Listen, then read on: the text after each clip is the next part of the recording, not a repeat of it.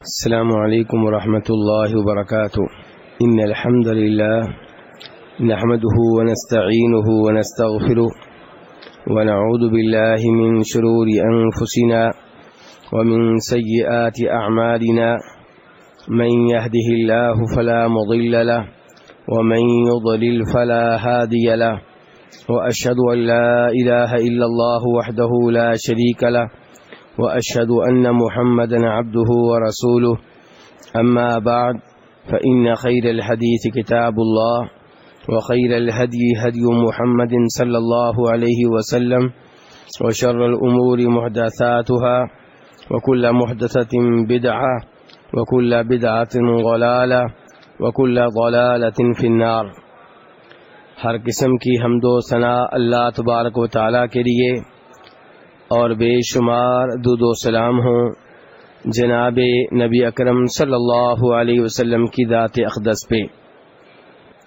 مشہور و معروف کتاب الدروس المہمہ سے 9واں سبق چل رہا ہے، اور 9ویں سبق میں کتاب کے مؤلف نے نبی علیہ الصلوۃ والسلام کی وہ سنتیں بیان کی ہیں جن کا تعلق نماز سے ہے۔ اب تک 8 سنتوں کا تذکرہ ہو چکا ہے، آج 9ویں سنت کا تذکرہ ہوگا۔ کتاب کے مؤلف کہتے ہیں 9ویں سنت یہ ہے کہ جلوس المصلی علی رجلہ الیسری مفروشہ ونصب الیمنی فی التشہد الاول وبین السجدتین۔ کتاب کے مؤلف کہتے ہیں کہ 9ویں سنت یہ ہے کہ جب آپ پہلے اتحیات میں ہوں گے، 9ویں سنت یہ ہے کہ جب آپ پہلے اتحیات میں ہوں گے یا 2 سجدوں کے درمیان میں بیٹھے ہوں گے تو تب آپ نے اپنے بائیں پاؤں پہ بیٹھنا ہے۔ بایاں پاؤں بچھا ہوا ہوگا اور اس پہ آپ بیٹھیں گے۔ آپ کی سرین جو ہے بائیں سرین وہ آپ کے بائیں پاؤں پہ ہوگی، اور بایاں پاؤں بچھا ہوا ہوگا اور دایاں پاؤں کھڑا ہوگا۔ بیٹھ کے دکھائیں گے ذرا؟ ہاں یہ دیکھیں، ان کو میں دیکھ سکتا ہوں، ہاں دیکھیں، ہاں یہ دیکھیں بالکل صحیح ہے۔ یہ دیکھیں اس وقت یہ اپنے بائیں پاؤں پہ بیٹھے ہوئے ہیں، دایاں پاؤں ان کا کھڑا ہے، اور دایاں جو پاؤں ہے اس کی انگلیوں کا رخ قبلے کی طرف ہے۔ یہ پہلے اتحیات میں اور 2 سجدوں کے درمیان ایسے بیٹھنا ہے۔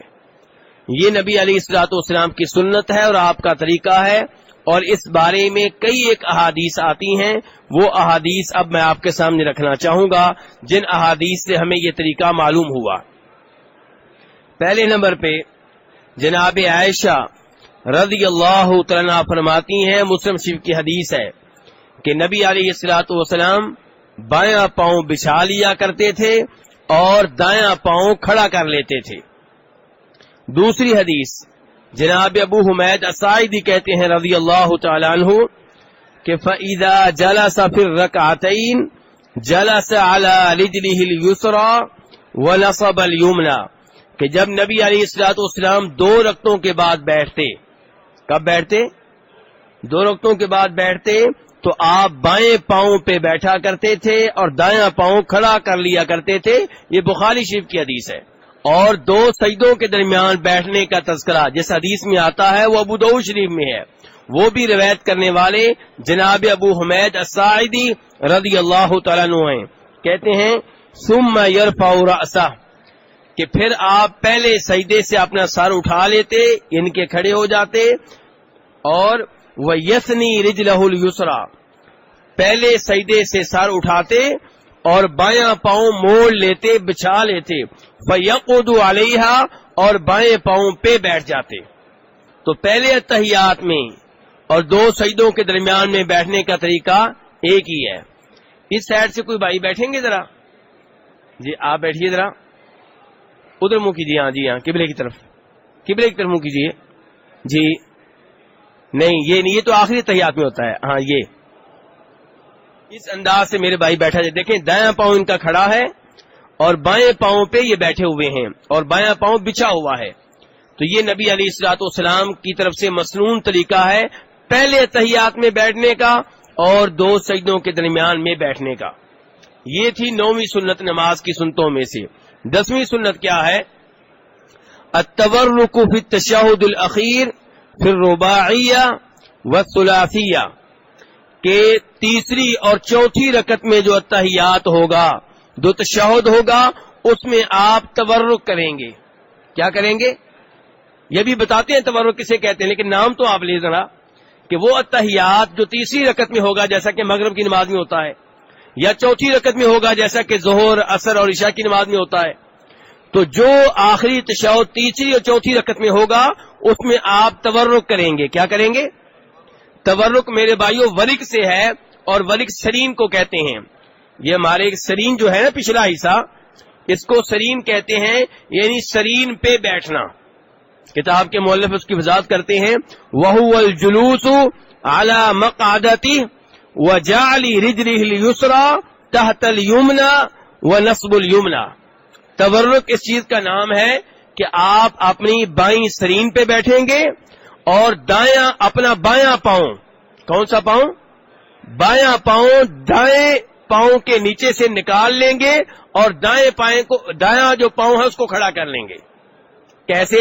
یہ بھی بھائی کیجیے ذرا، آپ یہ دیکھ لیں ان کو، یہ دیکھیں ان کا، آپ دیکھ رہے بایاں پاؤں باہر نکلا ہوا ہے، دائیں ٹانگ اور پنڈلی کے نیچے سے ان کا بایاں پاؤں باہر نکلا ہوا ہے، دایاں پاؤں کھڑا ہے اور سرین ان کی زمین پہ لگی ہوئی ہے. پہلے اتحیات میں سرین کہاں پہ تھی؟ بائیں پاؤں پہ تھی. اب بایاں پاؤں تو باہر نکل چکا ہے، اب ان کی سرین زمین پہ لگ چکی ہے. تو ایسے ادھر سے کون سے بھائی بیٹھیں گے؟ اس سائڈ سے آپ بیٹھیے ادھر منہ کر کے. ہاں جی یہ دیکھیے ذرا، نہیں دایاں پاؤں کھڑا کریں، دایاں پاؤں کھڑا کریں اور اس کی انگلیوں کا رخ قبلے کی طرف کریں. جی، اور یہ بایاں پاؤں نکال لیں، باہر نکالیں، نکلا ہوا ہے. جی ہاں، اس انداز سے میرے بھائی آخری اتحیات میں بیٹھا جائے گا. اور اس کے دلائل کیا ہیں وہ بھی میں آپ کے سامنے رکھوں گا. فی الحال طریقہ بتایا جا رہا ہے کہ آخری اتحیات میں آپ بائیں پاؤں پہ نہیں بیٹھیں گے، بلکہ بائیں آپ کی سرین کہاں پہ لگے گی؟ زمین پہ لگے گی، اور بایاں پاؤں آپ دائیں پنڈلی کے نیچے سے باہر نکال دیں گے، اور دایاں پاؤں جو ہوگا وہ کھڑا ہوگا اور اس کی انگلیوں کا رخ کدھر ہوگا؟ قبلے کی طرف ہوگا. اب اس کی دلیل کیا ہے؟ اس کی دلیل بخاری شریف کی حدیث ہے، اور اسے بھی روایت کرنے والے وہی صحابی ہیں ابو حمید الساعدی رضی اللہ تعالیٰ عنہ. یہ وہی صحابی ہیں جنہوں نے یہ طریقہ نماز 10 صحابہ کرام کے سامنے ذکر کیا تھا. کتنے صحابہ کرام کے سامنے؟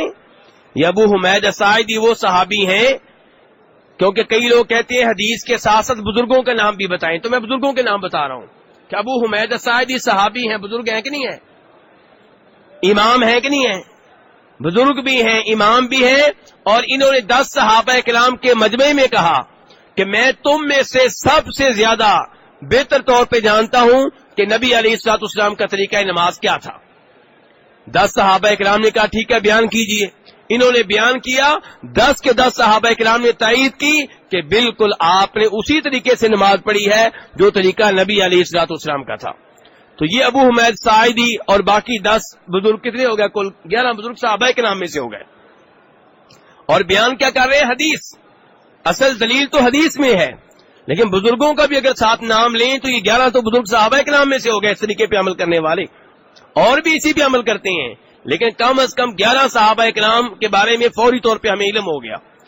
تو یہ ابو حمید ساعدی کہتے ہیں وَإِذَا جَلَسَ فِي الرَّكْعَةِ الْأَخِيرَةِ، جب نبی علیہ الصلوۃ والسلام آخری رکعت میں بیٹھتے تھے، آخری رکعت کا اتحیات بیٹھتے تھے، تشہد بیٹھتے تھے، قدم رجلہ الیسری، آپ اپنا بایاں پاؤں باہر نکال دیتے تھے، ونصب الاخری، اور جو دایاں پاؤں ہے اسے کھڑا کر دیتے تھے، وقعد علی مقعدتی، اور اپنی سرین پہ بیٹھ جایا کرتے تھے.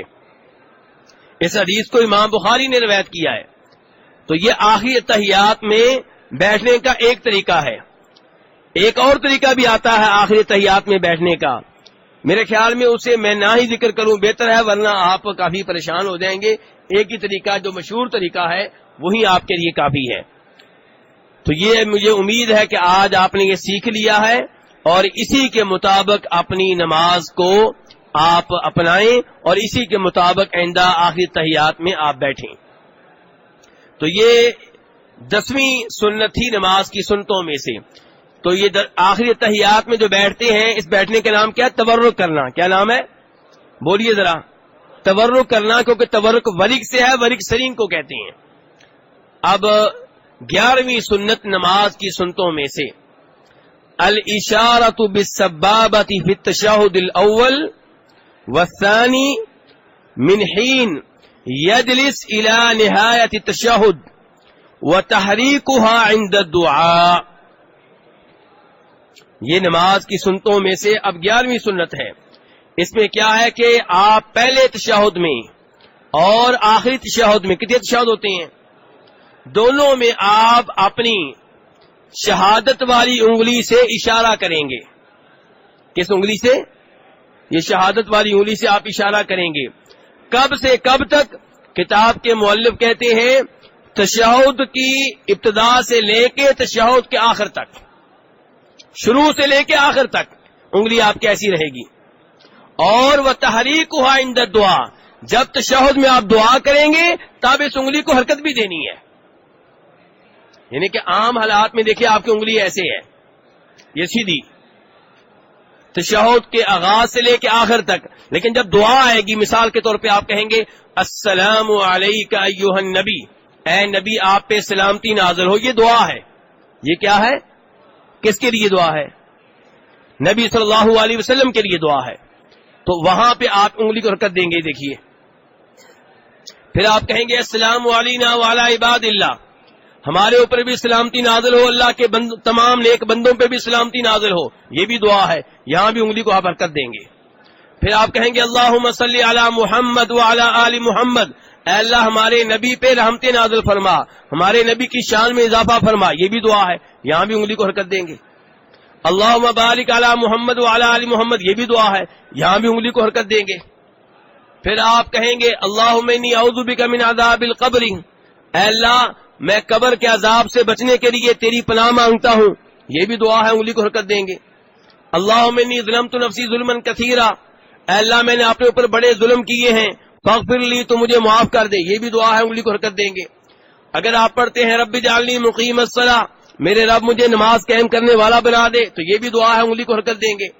अगर आप कहते हैं रब्बना आतिना फिद दुनिया हसना, तो ये भी दुआ है। उंगली को हरकत देंगे। तो जब जब आप दुआ करेंगे तहियात में, तब तब आप अपनी उंगली को हरकत देंगे। जब दुआ नहीं करेंगे तब आपकी उंगली सीधी रहेगी, लेकिन हरकत उसमें नहीं होगी। फिर तो ये भी नबी अलैहिस्सलाम की सुन्नतों में से 11वीं सुन्नत है। अब हम देखते हैं कि इसके दलाइल क्या हैं। बल्कि यहां पे मैं ये भी जिक्र कर दूं कि ये उंगली और ये हाथ, इसके 3 तरीके नबी अलैहिस्सलाम से साबित हैं। कितने तरीके साबित हैं? 3 तरीके साबित हैं। पहला तरीका देखिएगा जरा कि आपने अपनी उंगलियां बंद कर ली हैं और ये दरमियान वाली ये जो उंगली है तहियात वाली उंगली, अंगूठे शहादत वाली उंगली और ये अंगूठा, इसके साथ आपने हल्का भी बनाया है और इशारा भी कर रहे हैं। ये देखें। तो पहले नंबर पे ये तरीका है।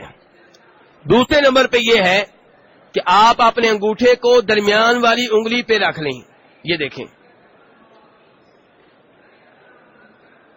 और तीसरा ये है कि आप ये जो उंगली है अंगूठे शहादत, इसके आगाज में अंगूठे को रख दें, शुरू में। ये 3 तरीके आए हैं, तीनों नबी अलैहिस्सलाम से साबित है। इनमें से कोई भी अपना सकते हैं। 2 जो तरीके हैं मुस्लिम शरीफ में आए हैं और एक तरीका अबू दाऊद शरीफ में आया है। एक को रवायत करने वाले जनाब अब्दुल्लाह बिन उमर हैं और एक को रवायत करने वाले जनाब वाइल बिन हुजर हैं रज़ियल्लाहु तआला अन्हु। तो आप इनमें से कोई भी तरीका अपना सकते हैं। ये तीनों तरीके नबी अलैहिस्सलाम से साबित हैं। बहरहाल आपकी उंगली जो होगी इससे आप इशारा करेंगे और जब दुआ करेंगे इसके साथ आप हरकत देंगे। तो इसकी दलील क्या है? वाइल बिन हुजर कहते हैं सुम्मा रफ़ा इस्बाहु, फिर नबी अलैहिस्सलाम ने तहियात में अपनी उंगली उठाई, यानी कि ये उंगली उठाई। फरअयतुहु युहर्रिकुहा, मैंने देखा, वाइल बिन हुजर कहते हैं मैंने देखा, युहर्रिकुहा, आप इस उंगली को हरकत देते थे, यदउ बिहा, इसके साथ आप दुआ करते थे।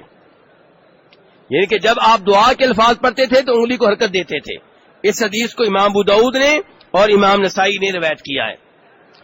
تو یہ بھی نبی علیہ الصلوۃ والسلام کی سنتوں میں سے ایک سنت ہے اور آپ سے اچھی طرح ثابت ہے. 12ویں نمبر پہ نبی علیہ الصلوۃ والسلام کی نماز کی سنتوں میں سے 12ویں سنت یہ ہے الصلاۃ والتبریک علی محمد وآل محمد وعلی ابراہیم وآل ابراہیم فی التشہد الاول. 12ویں سنت یہ ہے کہ آپ پہلے تشہد میں، کون سے تشہد میں؟ آخری تشہد کی بات نہیں ہو رہی ہے. پہلے تشہد میں نبی علیہ الصلوۃ والسلام پہ درود پڑھیں. کون سے تشہد میں؟ پہلے تشہد میں. آخری تشہد میں درود پڑھنا یہ تو سبھی جانتے ہیں، اور اس کا تذکرہ شیخ جو ہیں کتاب کے مؤلف پہلے کر چکے ہیں. اب نماز کی سنتوں کی باری آئی تو وہ کہتے ہیں کہ پہلے تحیات میں بھی درود پڑھنا چاہیے، کیونکہ یہ نبی علیہ الصلوۃ والسلام سے ثابت ہے. دلیل کیا ہے؟ دلیل نسائی شریف کی حدیث ہے. جناب عائشہ رضی اللہ عنہا فرماتی ہیں کہ نبی علیہ الصلوۃ والسلام کے لیے ہم رات کو سونے سے پہلے مسواک تیار کر کے رکھ دیا کرتے تھے، وضو کے لیے پانی بھی ہم تیار کر کے رکھ دیا کرتے تھے. جب اللہ چاہتا آپ رات بیدار ہوتے، قضائے حاجت کرتے، مسواک کرتے، وضو کرتے، اور پھر آپ نماز کے لیے کھڑے ہو جاتے. 9 رکعتیں ادا کرتے. کتنی رکعتیں؟ 9 رکعتیں. اور 9 رکعتوں میں کہیں بھی بیٹھتے نہیں تھے. 9 رکعتوں میں کہیں بھی آپ بیٹھتے؟ بولیے ذرا. ہاں، 8ویں رکعت میں آپ بیٹھتے تھے، اور یہ آپ کا پہلا تحیات ہوتا تھا. 8ویں رکعت میں 8ویں رکعت میں آپ پہلی بار تحیات بیٹھتے. اس میں آپ اللہ کی حمد و ثنا بیان کرتے اور اپنے آپ پہ درود پڑھتے. پھر آپ کھڑے ہو جاتے سلام پھیرے بغیر، اور 9ویں رکعت پڑھتے، پھر تحیات بیٹھتے، پھر اللہ کی حمد و ثنا بیان کرتے، اور پھر درود پڑھتے، اور پھر دعائیں کرتے. تو نبی علیہ الصلوۃ والسلام نے رات کی نماز کئی طریقوں سے پڑھی ہے. ان میں سے ایک طریقہ یہ ہے کہ آپ 9 رکعتیں ایک ساتھ ادا کرتے، اور 9 رکعتوں میں تحیات کتنی بار بیٹھتے؟ پہلا تحیات 8ویں رکعت میں، دوسرا 9ویں رکعت میں. اب یہ جو 8ویں رکعت والا تحیات ہے یہ پہلا ہے کہ دوسرا؟ بولیے. تو اس پہلے تحیات کے بارے میں جناب عائشہ فرما رہی ہیں کہ آپ اس میں درود پڑھا کرتے تھے. ہمارے کئی بھائی اور کئی علماء کرام پہلے تحیات میں درود پڑھنے کے قائل نہیں ہیں، اور وہ دلیل یہ دیتے ہیں کہ ابو داؤد شریف میں ایک حدیث آتی ہے کہ نبی علیہ الصلوۃ والسلام پہلے تحیات میں ایسے ہوتے تھے جیسے آپ گرم پتھر پہ بیٹھے ہوئے ہوں، یعنی کہ جلدی سے اٹھ کے کھڑے ہو جاتے تھے. لیکن میرے بھائیو، وہ حدیث پہلے نمبر پہ یہ ہے کہ ضعیف ہے، اور دوسرے نمبر پہ یہ ہے کہ وہ جلدی کھڑے ہو جاتے تھے، لیکن اس کا مطلب یہ نہیں ہے کہ درود بھی نہیں پڑھتے تھے. درود کی وضاحت تو آ گئی دوسری حدیث میں. تو اس لیے اگر پہلے تحیات میں آپ درود پڑھیں تو بہت اچھی بات ہے، لیکن آخری تحیات میں درود پڑھنا ہی پڑھنا ہے، اور پہلے میں بھی پڑھیں گے تو بہت اچھی بات ہے. یہاں پہ آپ یہ بات نوٹ کریں کہ پہلے تحیات میں بھی، پہلے تشہد میں بھی درود پڑھنے کی ترغیب دی جا رہی ہے اس کتاب کے مؤلف کی طرف سے. اور کتاب کے مؤلف کون ہیں؟ سعودی عرب کے بہت بڑے مفتی فوت ہو چکے ہیں، شیخ ابن باز رحمہ اللہ. اب آپ دیکھیے سعودی علماء کرام تو یہ کہہ رہے ہیں کہ آپ آخری تحیات کیا پہلے تحیات میں بھی درود پڑھیں، اور پھر بھی لوگ کہتے ہیں لو جی یہ درود کے منکر ہیں، جبکہ وہ کہہ رہے ہیں کہ آپ پہلے تشہد میں بھی درود پڑھیں. نبی علیہ الصلوۃ والسلام کی سنت ہے، پڑھنا چاہیے، ترغیب دے رہے ہیں اس بات کی. اور دلیل بھی میرے بھائیوں میں نے آپ کے سامنے بیان کر دی ہے. یہ بات بھی وہ دلیل کے ساتھ کر رہے ہیں، بغیر دلیل کے نہیں. اس کے بعد آج کے درس کی آخری سنت، باقی سنتوں کا تذکرہ آئندہ درس میں ہوگا، اور وہ کیا ہے؟ الدعاء فی تشہد الاخیر. کہ یہ بھی سنت طریقہ ہے کہ آخری تشہد میں، آخری تحیات میں آپ تشہد پڑھ لینے کے بعد، درود شریف پڑھ لینے کے بعد مزید دعائیں کریں اللہ تعالیٰ سے. کچھ دعائیں تو وہ ہیں جو نبی علیہ السلام نے بتائی ہیں. اللہم انی اعوذ بک من عذاب القبر، اللہم انی ظلمت نفسی. اور ان کے علاوہ دعائیں بھی آپ سلام پھیرنے سے پہلے پہلے کریں. تو سلام پھیرنے سے پہلے دعائیں کرنا نماز میں بہت اچھی بات ہے. جو بھی دعا آپ کرنا چاہتے ہیں کریں. والدین کے لیے کرنا چاہتے ہیں رب ارحمہما کما ربیانی صغیرا. اولاد کے لیے کرنا چاہتے ہیں ربنا ہب لنا من ازواجنا وذریاتنا قرۃ اعین واجعلنا للمتقین اماما. اگر آپ کوئی ایسی دعا کرنا چاہتے ہیں جس کی عربی آپ کو نہیں آتی، کوئی مسئلہ نہیں ہے. ربنا آتنا فی الدنیا حسنہ وفی الآخرۃ حسنہ وقنا عذاب النار، یہ دعا پڑھ دیں، اس میں سب کچھ آ جاتا ہے. دعا کرنے کی خصوصی طور پہ ترغیب دی گئی ہے. ان میں سے ایک سجدے میں دعائیں کرنی چاہیے، اور دوسرے نمبر پہ اتحیات میں سلام پھیرنے سے پہلے. لیکن پاک و ہند میں دیکھا گیا ہے کہ لوگ اتحیات میں دعائیں نہیں کرتے، سجدے میں دعائیں عام طور پہ نہیں کرتے، اور پھر جب سلام پھرتا ہے پھر کہتے ہیں مولوی صاحب دعا کر دیں. جبکہ یہاں آپ اتنے دنوں سے ہیں، آپ دیکھ رہے ہوں گے کسی بھی فرض نماز کے بعد امام صاحب نے ہاتھ اٹھا کر اجتماعی طور پہ دعا نہیں کرائی، کیونکہ نبی علیہ الصلوۃ والسلام سے یہ چیز ثابت نہیں ہے کہ فرض نماز کے بعد ہاتھ اٹھا کر اجتماعی طور پہ دعا کی جائے. یہ ثابت نہیں ہے. نماز دعا ہے، نماز میں دعائیں کریں. سورہ فاتحہ دعا ہے، درود شریف دعا ہے، السلام علیکم ایھا النبی دعا ہے، السلام علینا وعلی عباد اللہ الصالحین یہ دعا ہے. تو اس انداز سے آپ مزید دعائیں بھی سجدے میں کریں اور اتحیات میں بھی کریں سلام پھیرنے سے پہلے. اور اتحیات میں دعا کرنے کی دلیل کیا ہے؟ بخاری شریف کی حدیث ہے. نبی علیہ الصلوۃ والسلام فرماتے ہیں ثم لیتخیر من الدعاء ما شاء، پھر آپ جو دعا کرنا چاہتے ہیں وہ دعا کریں. آپ کیا فرما رہے ہیں؟ پھر جو دعا کرنا چاہتے ہیں وہ دعا کریں. تو میرے بھائیوں یہ تھی نماز کی سنتیں، اور یہ 13 ہو چکی ہیں. باقی جو سنتیں رہ گئی ہیں ان کا تذکرہ انشاءاللہ آئندہ درس میں ہوگا. اللہ تعالی ہمیں نبی علیہ الصلوۃ والسلام کے طریقے اور آپ کی سنت کے مطابق نماز پڑھنے کی توفیق عنایت فرمائے. وصلی اللہ تعالی علی نبیہ محمد.